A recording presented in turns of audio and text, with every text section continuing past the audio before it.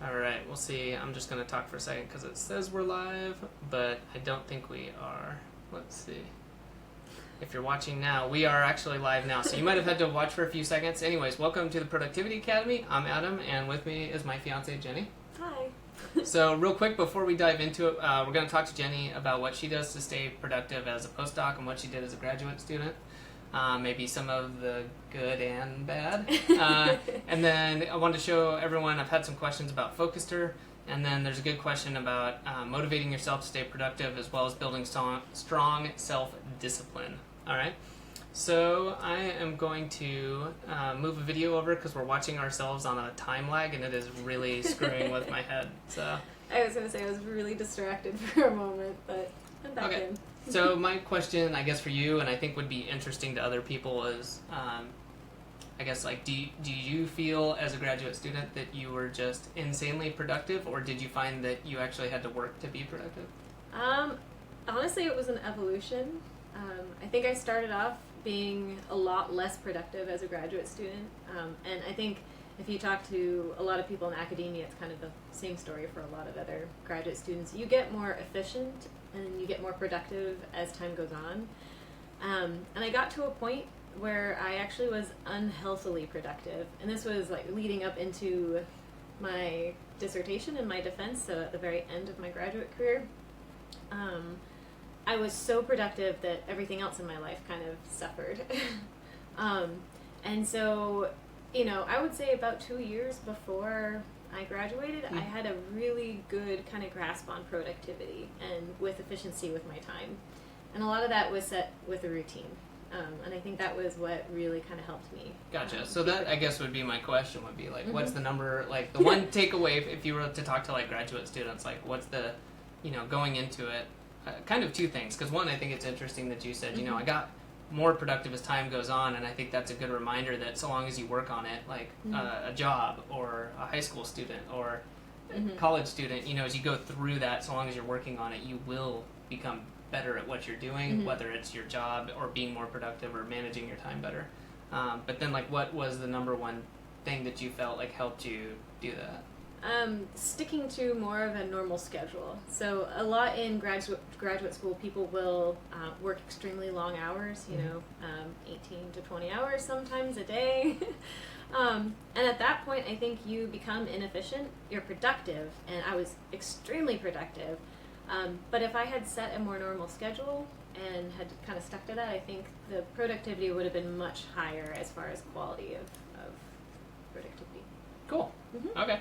And then as far as transitioning, and then this is for anybody who maybe knows people or, let me get this back on here, you know, who go through this, and once you did your dissertation and then continuing on in what me from the outside sees as more of a career or job as opposed to being a graduate student, like, have you had any challenges, successes as like a postdoc? Yeah, there's been a recovery period. So after having spent, you know, months at a time working this insane schedule of, you know, 16 to 20 hour days sometimes, he had to sit through it, so he knows. You know, I bounced back the other direction and I just kind of crashed and burned after I defended. And so it's been a rebuilding process, and it's been slowly adding structure and organization and responsibilities and whatnot back into my life in such a way that I can actually be efficient again.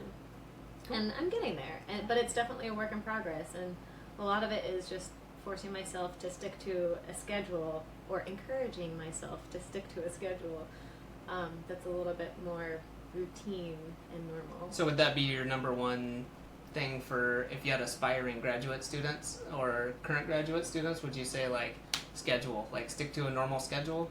Like, I mean, what would be your advice? I think so. I think stick to a normal schedule, but also with the caveat of setting goals and achieving them that are realistic. Okay. So. All right. Yeah. Cool. Hey, if you guys got questions for Jenny, we're going to be on for a few more minutes, and then obviously you can go to the link above and pop in your questions, and I'll be happy to pass them over to her. The link above? Yes. But it might be below, so depending on where you're watching it. All right, cool. So I'm going to pop over to my desktop real quick. Let's go ahead and switch this over. wanted to show a little bit about Focuster. So if you haven't seen this app before, I'm gonna. Whoa, we got the infinite. There we go. So this is Focuster. Again, if you haven't checked it out, you definitely should. You can see the link in the notes, or I'll put them in the comments. This is just a great app I've been using, and I want to go through the quick layout. This is just going to be like a minute long, and then I'm going to hop into some questions. But you've got your to-do list over here. You can create different lists. Okay, so I could just create a new list. I'm not going to go into it. It's pretty self-explanatory, but some of this is really neat. So let's say record PA live Q&A webinar, and that's going to take 30 minutes. Okay, I hit enter, and over here it's going to start working on, okay, it's not scheduled, now it's updating, boom. It puts it into the next available spot in my calendar, and obviously I'm doing it right now, I've already got it blocked off, but we can also go to now, what am I supposed to be doing next at 11 a.m., so you can focus down a lot on this. So, that is really cool. Yeah. So there's a lot of stuff you can do with this. Anyways, I wanted to show that there's way more than that, but I think this is one of the really neat features, and they're just releasing a beta preview on two-way integration with Trello cards. So I'm going to be checking that out, and I'll be sharing that. So forgive me for the naive question here, though, but so can you say, 30 minutes and have it start at a later time rather than just right now? You can, and I'm going to screw it up on... Well, you can set the time, yes. Sorry. Okay. So, you could get more specific. If you wanted to, you can pin things. Yeah, sorry, I thought you meant something else. But yeah, you can do a lot with it, drag it around, move it. Tomorrow, you can look ahead depending on your plan. So lots of cool stuff. Yep. Alrighty, so let's get on to some questions. I'm going to bring it back to the webcam. And I'll ask for Jenny's input, but this is a good one, I think. And I'm going to start this off and then ask you what you think. So, how do you motivate yourself to be more productive every day? Okay, so this is, again, just for me personally. I can't get more productive every single day. But I kind of liken this to like a training for running, like we do for distance running. You increase and you drop off, okay, and you recover. And then you increase and you recover, increase and recover. And it works like that. So long as the trend continues to go up, it doesn't have to be a non-stop every single day. I'm not productive every day, and sometimes that's by goal or design. Sometimes it's because I'm a human being and I say, you know what, I'm just tapped out, I'm done. And to me, being able to recognize those times and say, okay, I'm just going to go ahead and hurry up and get the really important stuff done, and then I'm done, I can tell, and I'm not going to be productive. That's pretty important. But then as far as what motivates me to do that is probably two things. One, knowing that the overall trend just builds on itself. And then two, seeing the success, and by accomplishing small things and starting small, and seeing where you're going, that becomes the motivation to keep going on and on. And I think that's kind of a lesson in, don't set your goals so high, kind of like Jenny was saying with graduate students, like set realistic goals, and then that's just going to help motivate you to keep going when you get those done. So.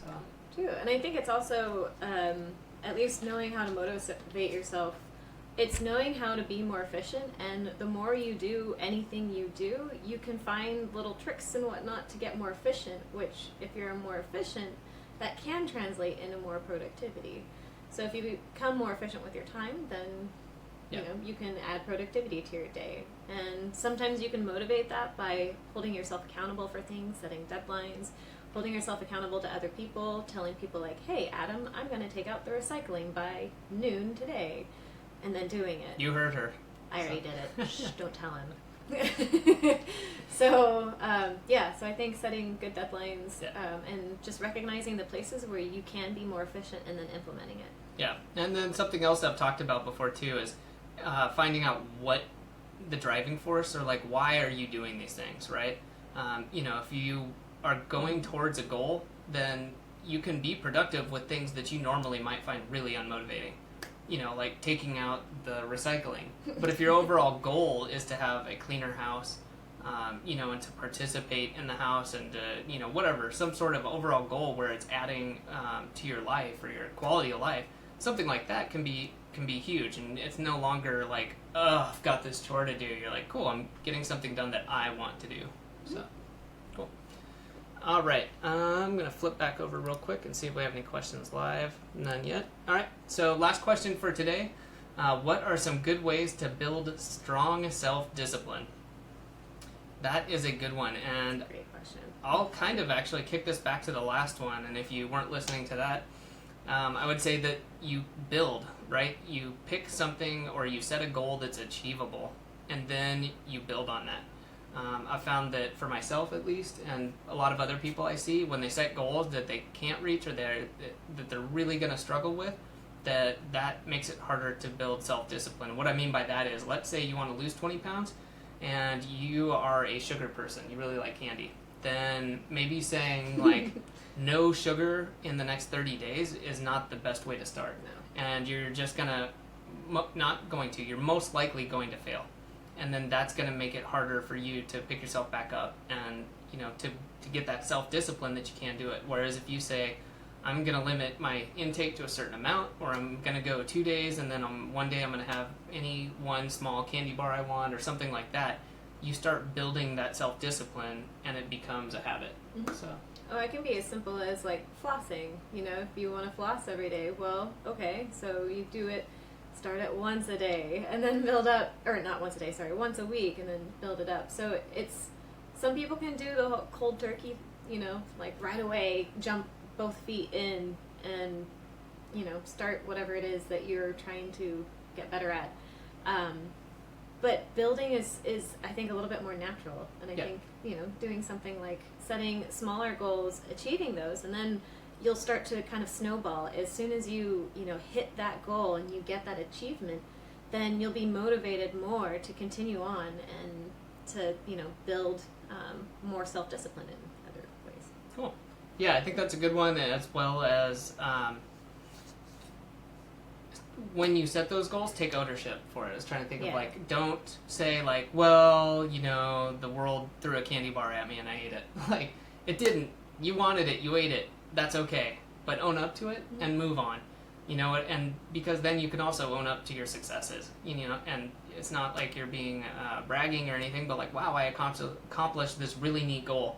But, hey, if you didn't do it, that's okay. But it is, take ownership for it. I either, didn't achieve this, figure out why, and then take that and move on. Well, I think part of that, and I think that's a really good point, is not labeling it as failure when you do eat a candy bar. It's, okay, I ate a candy bar.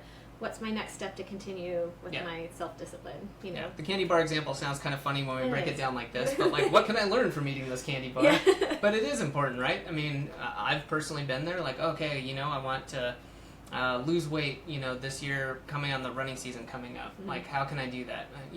And it wasn't a perfect trajectory of, getting in shape and running more. So, trying to be able to be honest with yourself and reflective, and I think that helps build your self-discipline because you can honestly look at those things and grow from it. Yeah. Cool. I think that's good. All right, well, I think this will end it for this week. I appreciate everybody watching. If you're watching on YouTube, click subscribe if you want to stay up to date. You can also go to productivity.academy and sign up there, get updates on these videos coming out, where to ask questions, all that good stuff. So thank you guys for watching, and thank you, Jenny. Yeah, thanks for having me on. Thanks, guys.